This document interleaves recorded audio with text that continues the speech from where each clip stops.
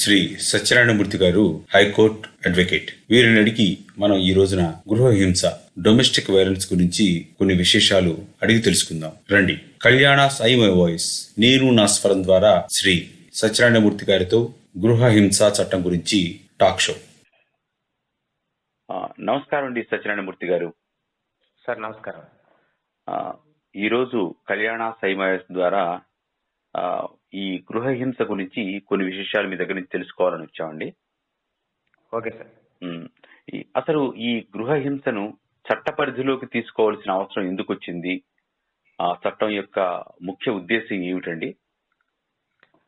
Sir, ఇది గృహహింస చట్టం అనేది మనము అందరం డొమెస్టిక్ వైలెన్స్ యాక్ట్ అని వాడుక భాషలాగా వాడుతున్నాం, కానీ దాని పూర్తి దాని చట్టం పేరు ఏంటంటే protection of women from domestic violence act.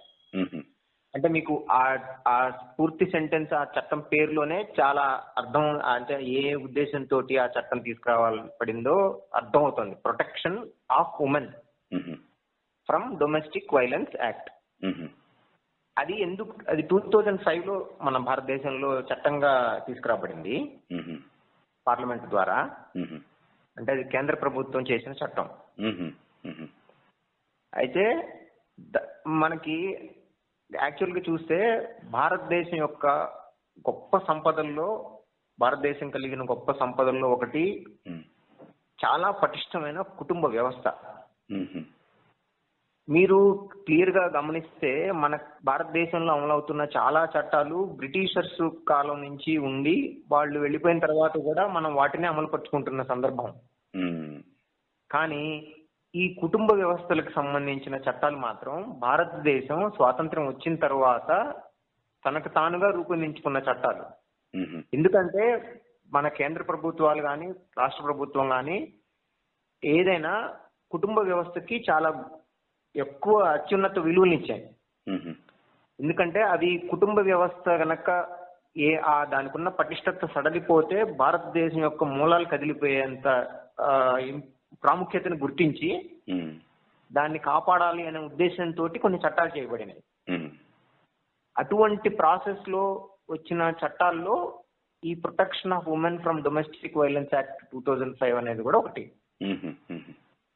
దాని యొక్క ముఖ్య ఉద్దేశం ఏంటంటే, మరీ ముఖ్యంగా ప్రతి ఇంట్లో ఆడవాళ్ళకి ఏదైనా ఇబ్బంది ఎదురయ్యి వాళ్ళు ఎవరైనా హింసకు గురి కాబడితే వాళ్ళకి చట్టపరంగా ఎటువంటి రక్షణ కల్పించాలి అననేదే దాని యొక్క ముఖ్య ఉద్దేశం. అది చాలా చిన్న చట్టం, దాంట్లో మొత్తం 37 సెక్షన్లే ఉంటాయి. బాగా చెప్పారండి. అయితే అసలు గృహహింస అని దేన్ని అంటారు? అవి ఎన్ని రకాలుగా ఉన్నాయి సార్? చట్టంలో 3వ సెక్షన్ లో గృహహింస అంటే ఏంటి అనేది వాళ్ళు డిఫైన్ చేశారు. దాని ప్రకారంగా గృహహింస ముఖ్యంగా శరీరానికి హాని చేయడం, అంటే దెబ్బలు కొట్టడం కానీ, వాళ్ళ శరీరానికి హాని కలిగే విధంగా, వాళ్ళ ఆరోగ్యానికి హాని కలిగే విధంగా, వాళ్ళ ప్రొటెక్షన్ కి ఎయిదర్ మెంటల్ గానీ ఫిజికల్ గా కానీ వాళ్ళని ఇబ్బంది గురి చేసే విధంగా ప్రవర్తించడం ఫిజికల్ అబ్యూస్ అంటారు. అంటే వాళ్ళ శారీరకంగా హింసించటం, sexual abuse, verbal and emotional abuse, final గా ఎకనామికల్ అబ్యూస్. ఈ 4 లో ఏ విధమైన హింసకు గురి చేసినా కూడా అది డొమెస్టిక్ వైలెన్స్ అనే దాని కిందకి వస్తుంది అనేది చట్ట ప్రకారంగా వివరించిన డెఫినేషన్. అయితే ముఖ్యంగా మీరు ఈ డొమెస్టిక్ వైలెన్స్ డెఫినేషన్ గురించి, అంటే డొమెస్టిక్ వైలెన్స్ అంటే ఏంటి అనేది తెలుసుకునే ముందు డొమెస్టిక్ రిలేషన్ అంటే ఏంటి అనేది తెలుసుకుంటే మీకు డొమెస్టిక్ వైలెన్స్ అనేది ఏంటి అనేది ఈజీగా అర్థమవుతుంది. డొమెస్టిక్ రిలేషన్షిప్ అనేది అంటే అది ఈ చట్టం అసలు ఎవరికి వర్తిస్తుంది అంటే, ఈ చట్టం వర్తించాలి అని అంటే ముఖ్యంగా వాళ్ళు డొమెస్టిక్ రిలేషన్షిప్ లో ఉండాలి. డొమెస్టిక్ రిలేషన్షిప్ అంటే ఏ ఇద్దరు వ్యక్తులైనా ఉమ్, పెళ్లి అయినా పెళ్లి కాకుండా అయినా భార్యాభర్తల్లా అయినా ఒక ఇంటిలో నివసిస్తుంటే ఉమ్, ఫస్ట్ కేటగిరీ. సెకండ్ కేటగిరీ వాళ్ళిద్దరి మధ్య వారసత్వంగా సంక్రమించిన ఎటువంటి బంధుత్వం ఉన్నా, ఉమ్, ఇంగ్లీష్ లో కాన్సెగ్యునిటీ అంటారు దాన్ని, ఉమ్, అటువంటి సంబంధం ఉన్నా, ఉమ్, ఒకే ఇంట్లో ఉంటున్న జాయింట్ ఫ్యామిలీ మెంబర్స్ అయినా, ఉమ్, ఈ మూడు సంబంధాలు కలిగిన వ్యక్తుల్ని డొమెస్టిక్ రిలేషన్షిప్ అని అనేది ఆ చట్ట పరిధిలోకి తీసుకురాబడింది. ఉమ్, సో మీకు ఈ చట్టంలో ఈ మూడిటి మధ్య ఉన్న రిలేషన్షిప్స్ లో జరిగే హింస ఏదైనా జరిగితే మాత్రమే ఈ చట్టం వర్తిస్తుంది. ఉమ్, ఇప్పుడు డొమెస్టిక్ రిలేషన్షిప్ ద్వారా మీరు డొమెస్టిక్ వైలెన్స్ ని, ఎందాక మనం అనుకున్న డొమెస్టిక్ వైలెన్స్ ని ఒకసారి పరిశీలిస్తే ఉమ్, మీకు క్లియర్ గా అర్థమవుతుంది. ఈ వ్యక్తుల మధ్య, ఈ సంబంధం కలిగిన వ్యక్తుల మధ్య మాత్రమే ఉమ్, కింద చెప్పిన డొమెస్టిక్ వైలెన్స్ అనేది 4 కేటగిరీల్లో కనుక అట్లాంటి హింస జరిగితే అప్పుడు మాత్రమే ఈ చట్టం దాని పరిధిలోకి తీసుకోబడుతుంది. ఓహో, ఉమ్, అర్థమైందండి, చాలా బాగా చెప్పారు. అయితే ఇప్పుడు మీరు ఇందాక ఈ పద్ధతులు చెప్తున్నప్పుడు కొందరు వైలెంట్ గా ఫోన్ విసిరేయటం, బూతు మాటలు తిట్టడం చేస్తూ ఉంటారు. ఇంట్లో ఉన్న పిల్లలు కూడా భయపడే విధంగా ప్రవర్తిస్తూ ఉంటారు. ఇవి కూడా ఈ గృహహింస కింద వస్తాయా సార్? ఖచ్చితంగా గృహహింస కిందకే వస్తాయి. ఉమ్, కాకపోతే అవి ప్రతి ఇంట్లో సర్వసాధారణంగా జరుగుతాం వలన మనం వాటికి అలవాటు పడతామని చెప్పుకోవాలి. ఉమ్, అంటే వాటిని చట్టం పరిధిలోకి తీసుకొని దాన్ని చట్టం ద్వారా అపాయింట్ చేయబడిన ఒక ఆఫీసర్ దగ్గరికి వెళ్ళి కన్సిలియేషన్ ప్రాసెస్ ద్వారా ఇట్లా ఎస్కలేట్ చేసి దాన్ని ముందుకు తీసుకెళ్ళాలి అని ఆ పరిధిని విస్తరించడం అనేది మన భారతదేశ సమాజంలో చాలా తక్కువ. అయితే అంటే వంచబడిన స్త్రీని మాటలతో హింసించడం ఇవి బయటకు చూస్తూ ఉంటాం. అంటే సహజంగా ఇవి కూడా ఈ గృహహింస చట్ట పరిధిలోకి వస్తాయా సార్? అంటే అవి వస్తాయా లేవా? వస్తుంది, కానీ మీరు చెప్పిన వంచబడిన స్త్రీ డొమెస్టిక్ రిలేషన్షిప్ లో ఉంటే మాత్రమే ఈ చట్టం కింద పరిధిలోకి వస్తుంది. అంటే ముఖ్యంగా మీరు గమనించవలసిన విషయం ఏంటంటే డొమెస్టిక్ రిలేషన్షిప్ అంటే వాళ్ళిద్దరూ కలిసి ఒకే ఇంట్లో నివసించి ఉండాలి.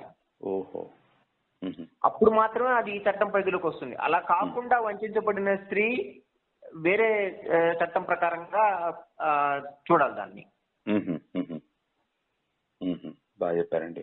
అయితే మీకు ఫర్ ఎగ్జాంపుల్ ఒక మేల్ పర్సన్ ఒక ఫిమేల్ పర్సన్ ని నేను నిన్ను వివాహం చేసుకుంటాను అని నమ్మించి వంచి తన ఇంట్లో భార్యగా ఒకే ఇంట్లో కలిసి ఉంటే మాత్రమే ఈ చట్టం వర్తిస్తుంది. అర్థమైందండి. అందుకనే మీరు ముఖ్యంగా పరిశీలించి గమనిస్తే దీంట్లో ఈ domestic violence women protection domestic violence act 2005 ఈ యాక్ట్ లో మాత్రమే లివింగ్ ఇన్ రిలేషన్షిప్ ని కూడా డొమెస్టిక్ రిలేషన్ కింద గుర్తించబడింది. అంతే కదా, మీరు ఎందాక మీకు డొమెస్టిక్ రిలేషన్ అన్నది డెఫినేషన్ లో వివాహం చేసుకున్నా చేసుకోకపోయినా ఇద్దరు కలిసి భార్యాభర్తల్లా ఒక ఇంట్లో నివసిస్తే అనని వివరణ వస్తుంది. అంటే మన భారతదేశంలో కూడా లివింగ్ ఇన్ రిలేషన్షిప్ ని కూడా ఈ చట్టం గుర్తించింది. మిగతా చట్టాల్లో ఆ గుర్తింపు లేదు. అంటే వారిద్దరి మధ్య శారీరక సంబంధం ఉండాలా సార్? వాళ్ళిద్దరు ఉన్నారు అంటే సో వాళ్ళిద్దరికి మధ్య శారీరక సంబంధం ఉంటూ ఒకే ఇంట్లో ఉండి వాళ్ళ మధ్య వివాహ సంబంధం కాకుండా వాళ్ళిద్దరు లివింగ్ టుగెదర్ గా ఉన్నా కూడా ఈ చట్ట పరిధిలోకి వస్తారు. వాళ్ళు ఈ గృహహింస చట్ట పరిధిలోకి వస్తారు. ఖచ్చితంగా వస్తారు. అద్భుతం, అద్భుతం.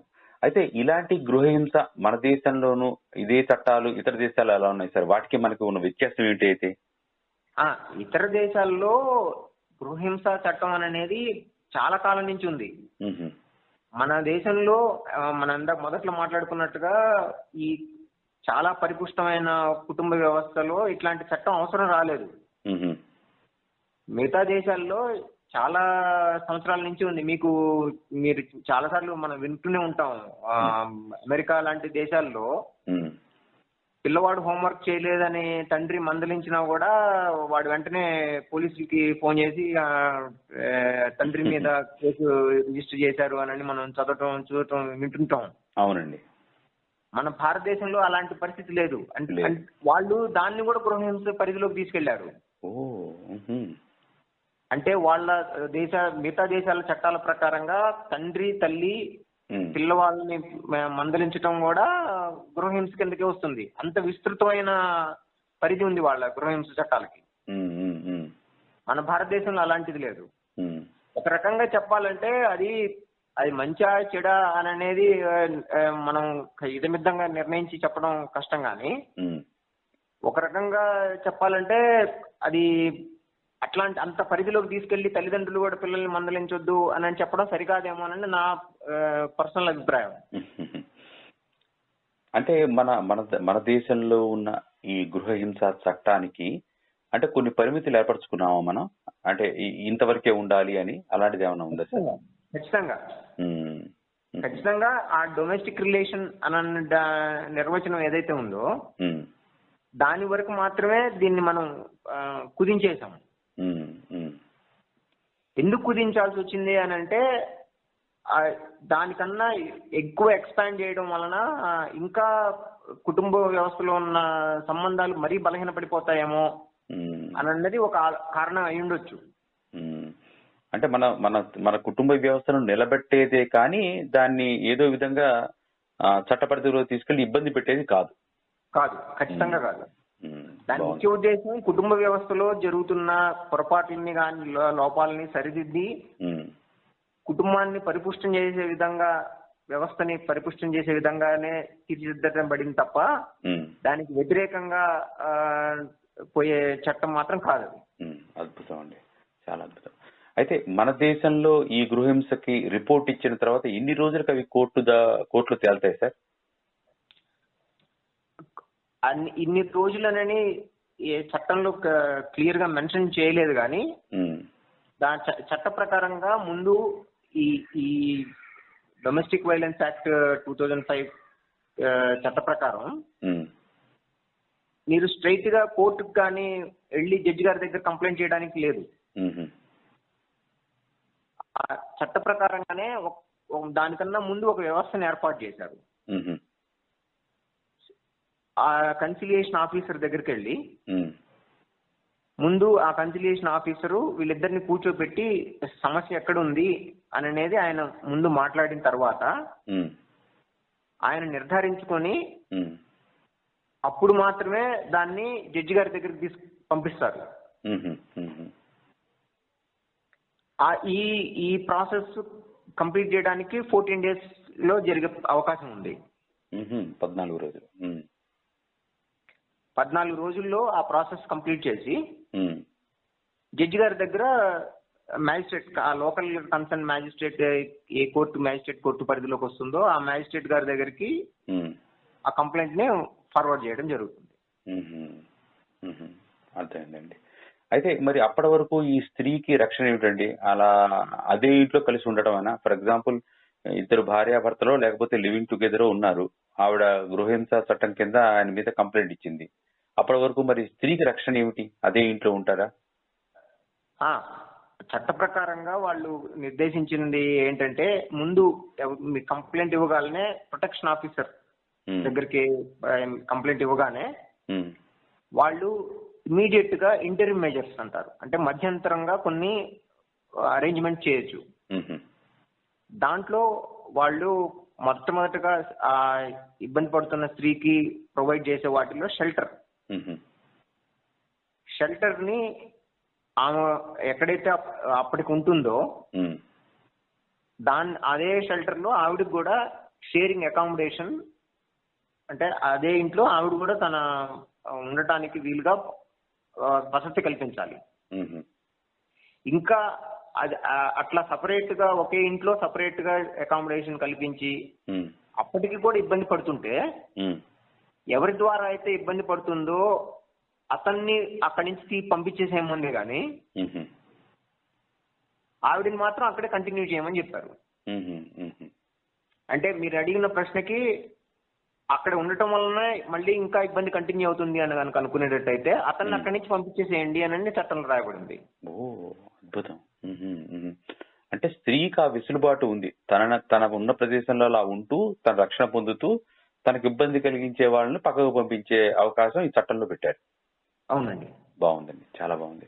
అయితే ఈ ఆర్థిక పరమైన విషయాలపైన ఈ నిరక్షరాస్య అయిన స్త్రీ మానసికంగా మాటలతో హింసించిన అది గృహహింస కిందకు వస్తుందా సార్? అంటే ఎవరైతే నిరక్షరాస్యులు ఉంటారు, ఆర్థికంగా బలహీనులు ఉంటారు, మరి అలాంటి వాళ్ళకి చట్టంలో ఎలాంటి శిక్షలు ఉంటాయి సార్ ఈ గృహహింస చట్టం కింద? ముఖ్యంగా గమనించాల్సింది ఏంటంటే ఈ చట్టం ప్రకారంగా జైలు శిక్షలు అలాంటివి ఏం లేవు. మ్మ్. ఇది ఓన్లీ ఆడవాళ్ళకి, ఎవరైతే డొమెస్టిక్ వైలెన్స్ కి గురి కాబడుతున్న స్త్రీలు ఎవరైతే ఉన్నారో వాళ్ళకి రక్షణ కల్పించడానికి మాత్రమే ఈ చట్టం ఉద్దేశించబడింది. మ్మ్. దాని ప్రకారంగా మీరు ఎందాక అన్నట్టుగా వాళ్ళు ఆర్థికంగా ఇబ్బంది పడుతుంటే మ్మ్. వాళ్ళకి కావాల్సిన మెడికల్ ఎక్స్పెండిచర్ కానీ మ్మ్.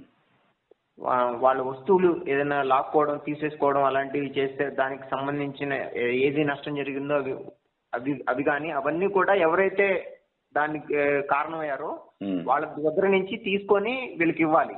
మ్మ్. మ్మ్. అంతేగాని వాళ్ళని జైలుకు పంపించడం అలాంటిది ఉండదు, కేవలం వాళ్ళ మధ్య ఈ చట్టంలో అలాంటి అవకాశం లేదు. మ్మ్. ఎందుకంటే మనం ఇందాక మాట్లాడుకున్నట్లుగా ఈ చట్టం యొక్క ముఖ్య ఉద్దేశం మ్మ్. చిన్న చిన్న గొడవల్ని సర్దుబాటు చేసి ఆ ఎవరైతే డొమెస్టిక్ వైలెన్స్ గురి కాబడుతున్నారో ఆ స్త్రీని మ్మ్. కాపాడి కుటుంబ వ్యవస్థని మళ్ళీ ముందుకు తీసుకెళ్లి సరిదిద్ది ముందుకు తీసుకెళ్లే ప్రయత్నమే కానీ మ్మ్. స్ట్రింజెంట్ పనిష్మెంట్స్ అంటే కఠినమైన శిక్షలు అలాంటివి ఈ చట్టంలో పొందుపరచలేదు. మ్మ్. అంటే వాడికి ఎలాంటి శిక్షలు ఉంటాయి? అలాంటప్పుడు కేవలం కౌన్సిలింగ్ అలా ఉంటుంది, ఎలాంటి శిక్షలు ఉంటాయి మరి? కౌన్సిలింగ్ ఉంటుంది. మ్మ్. కౌన్సిలింగ్ తర్వాత ఏదైతే వాళ్ళకి ఈ ఇబ్బంది పడుతున్న స్త్రీకి కావాల్సిన ఫెసిలిటీస్ ని ప్రొవైడ్ చేయడం ఉంటుంది. మ్మ్. మ్మ్. పిల్లలు ఎవరైనా ఉంటే పిల్లల్ని ఎవరి దగ్గర ఉంచాలి అనేది ఇమీడియట్ గా నిర్ణయం తీసుకొని, సహజంగా తల్లి చిన్నపిల్లలు ఉంటే తల్లి దగ్గర ఉండటానికి అవకాశం కల్పిస్తూ మ్మ్. వాళ్ళకి కావాల్సిన ఆర్థిక పరమైన వనరులు, ఆ స్త్రీకి పిల్లలకి కావాల్సిన ఆర్థికపరమైన వనరులు, ఉండటానికి వసతి, అలాంటివన్నీ ఎవరి ద్వారా అయితే ఈ ఇబ్బంది కలుగుతుందో వారి నుంచి తీసి వెలిగించి అంతవరకు మాత్రమే ఈ చట్టంలో పొందుపరచబడింది. అర్థమైందండి.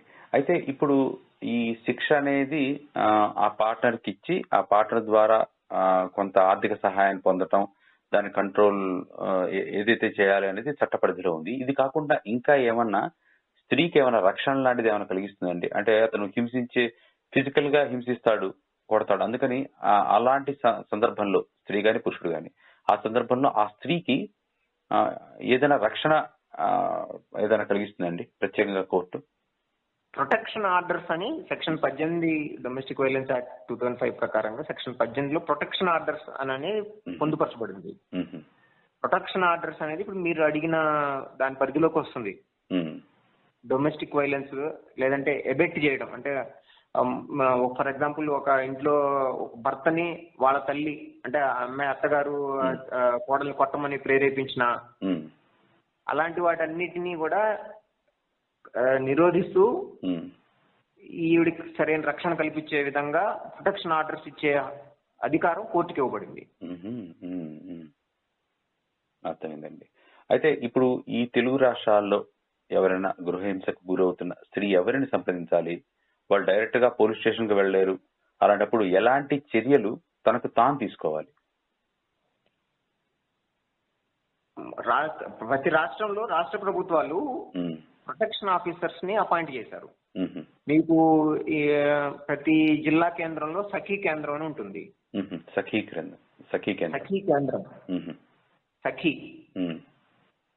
ఈ కేంద్రంలో ప్రొటెక్షన్ ఆఫీసర్స్ ఉంటారు.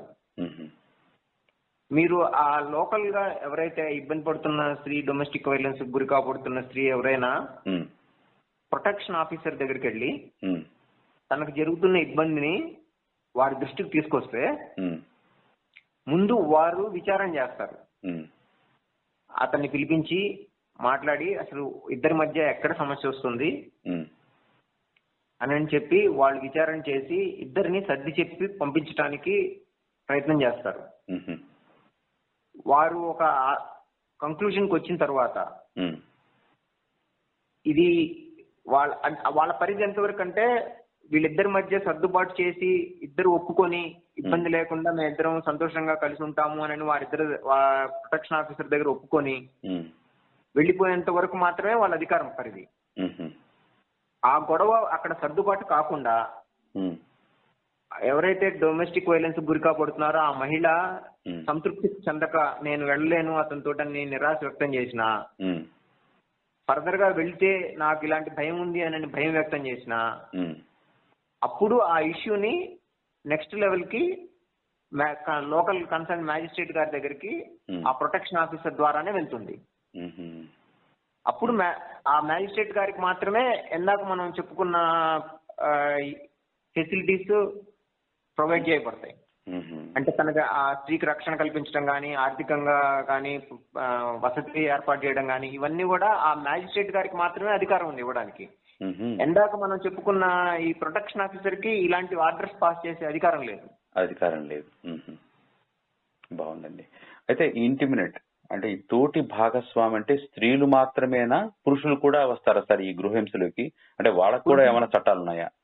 ఆ పురుషులకి ఈ చట్టం కిందకి పురుషులు రారు.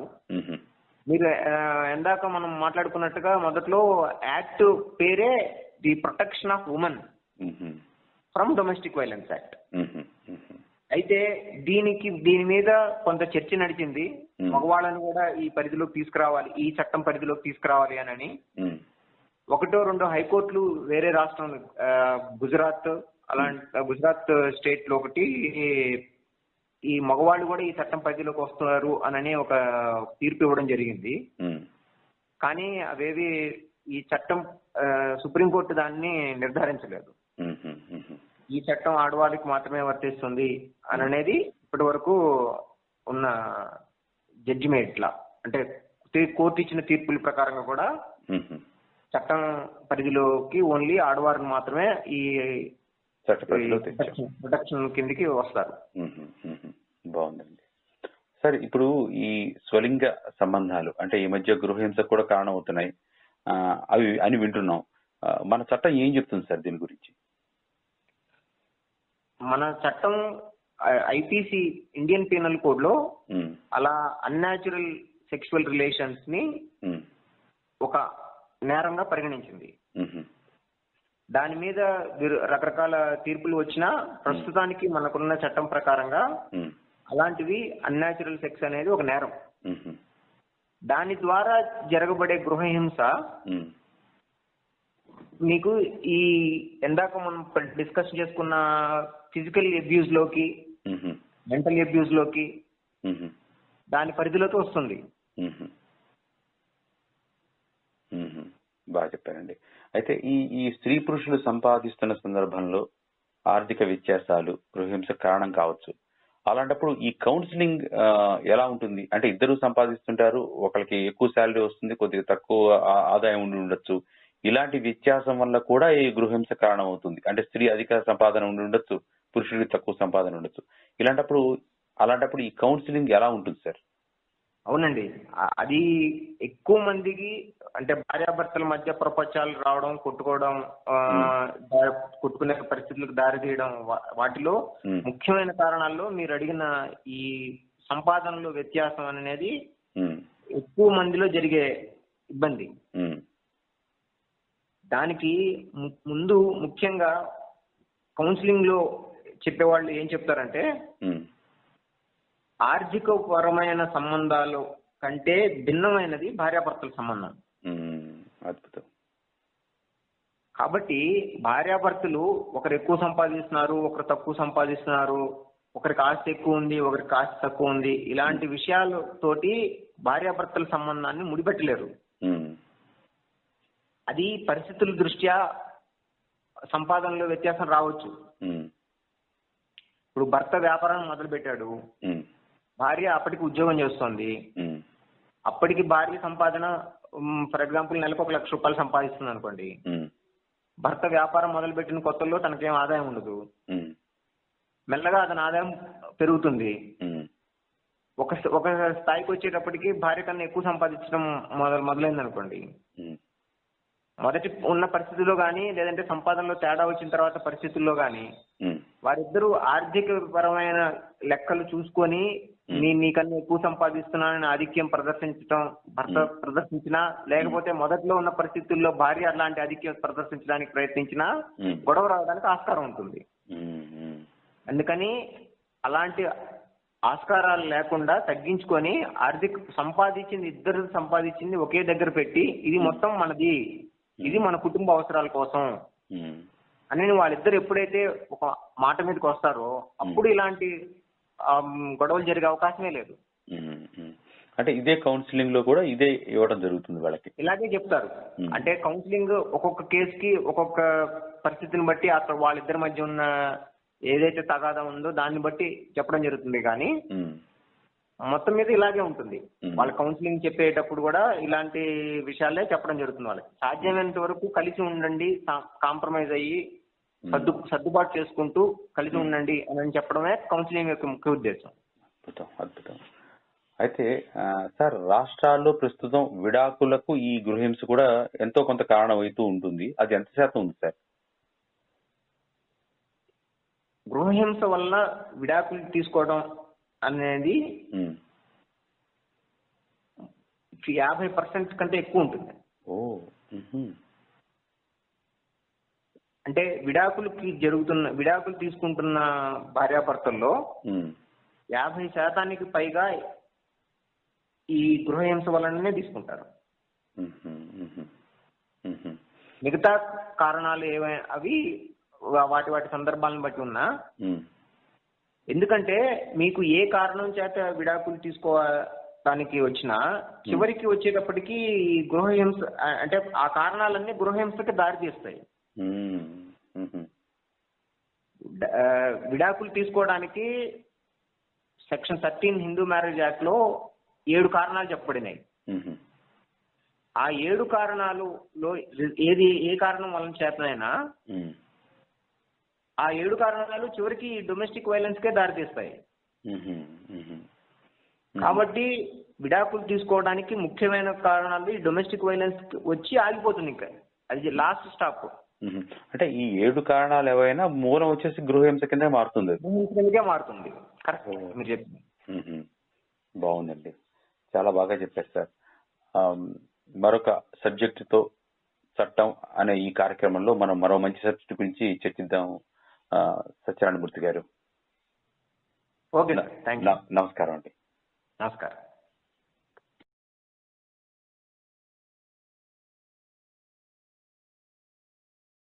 విన్నారుగా అడ్వకేట్ శ్రీ సత్యనారాయణమూర్తి గారితో గృహహింస, డొమెస్టిక్ వైలెన్స్ గురించి టాక్ షో. ఇలాంటి మరిన్ని మంచి టాక్ షోస్ కోసం కళ్యాణాస్ ఐ మై వాయిస్ ని తప్పకుండా విజిట్ చేయండి, సబ్స్క్రైబ్ చేసుకోండి, లైక్ చేయండి, మీ ఫ్రెండ్స్ కి, బంధువులకి ఫార్వర్డ్ చేయండి.